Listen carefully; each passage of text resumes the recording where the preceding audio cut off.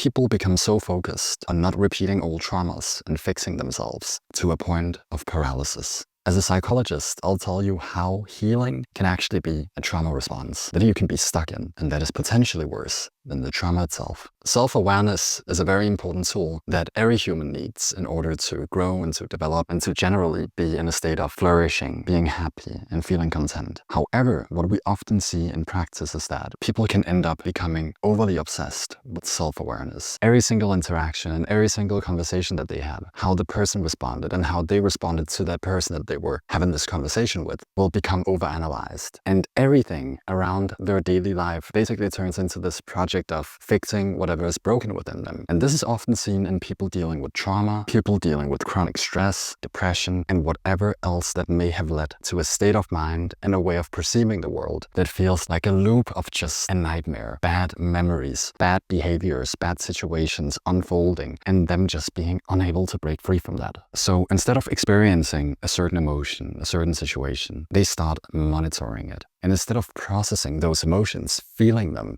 reflecting upon whatever may have caused them to feel that, they end up dissecting the emotion, making them more confused than they were to begin with fewer answers than if they just processed the emotion, allowed it to be what it is, an emotion, and let it continue down the flow of all the other emotions we humans feel. And so let me ask you, why do you overanalyze your emotional world?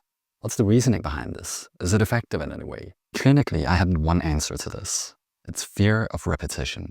It's a very clear response to not wanting to feel that pain again and being determined to not ever feel those emotions that one may have felt during a traumatic event. And so because you really don't want to repeat these same patterns, you can end up jumping into very rigid structures that are so far away from whatever happened in your past that you will at least convince yourself that you've done everything that you can and are doing everything that you can to prevent the trauma from repeating itself. You try to control the outcomes and you try to make sure that all the variables are perfectly targeted so you don't have to be hurt again. But here's the paradox. Overanalyzing doesn't prevent stress.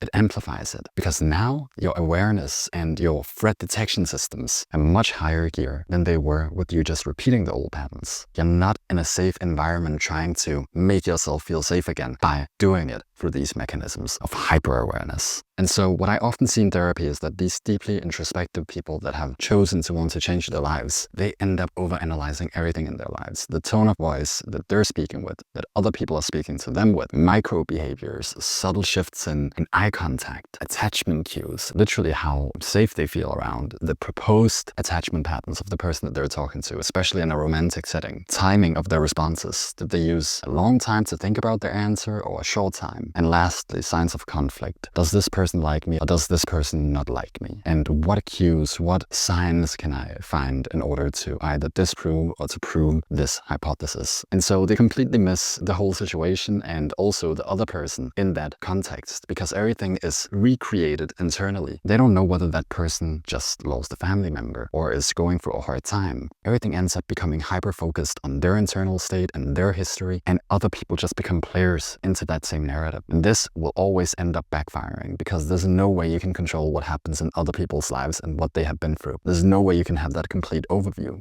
And so trying to create a predictable response or a predictable situation through something that is inherently unpredictable will end up becoming more traumatic to you. What can you do if you're stuck in this pattern of hyper-analyzing things? You focus on something called integration. What is integration? Integration is when you're able to see or go through a situation in a different way than you may have been used to going through that situation before. And so when you do that and you experience something new and you gather new information on how this thing went compared to how it usually goes, and you integrate that into your understanding of the world, bit by bit is when you actually start to transform those traumas into some useful behaviors that you would rather like. So one thing is action. You need to do something different in order for two, to get a new piece of information based on what you did different.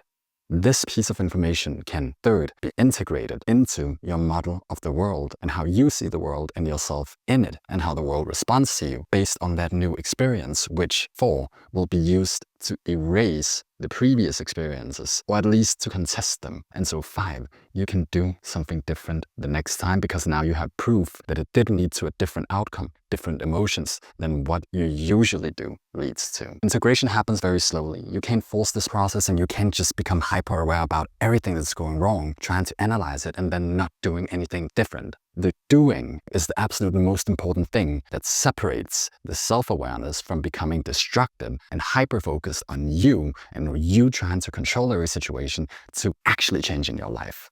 That's what healing looks like. But if you're stuck in the pattern of just wanting to feel safety based on trying to control situations and variables that aren't controllable and overwhelming yourself with more information and doing nothing with it, you will inevitably end up re-traumatizing yourself. And that's the worst place to be because now you're feeling hopeless because of your previous attempts of trying to fix yourself fundamentally, doing it as hard as you can and still being where you are or in an even worse place. All of this summed up, if you're not doing something different based on the self-awareness that you're gaining, you are not healing.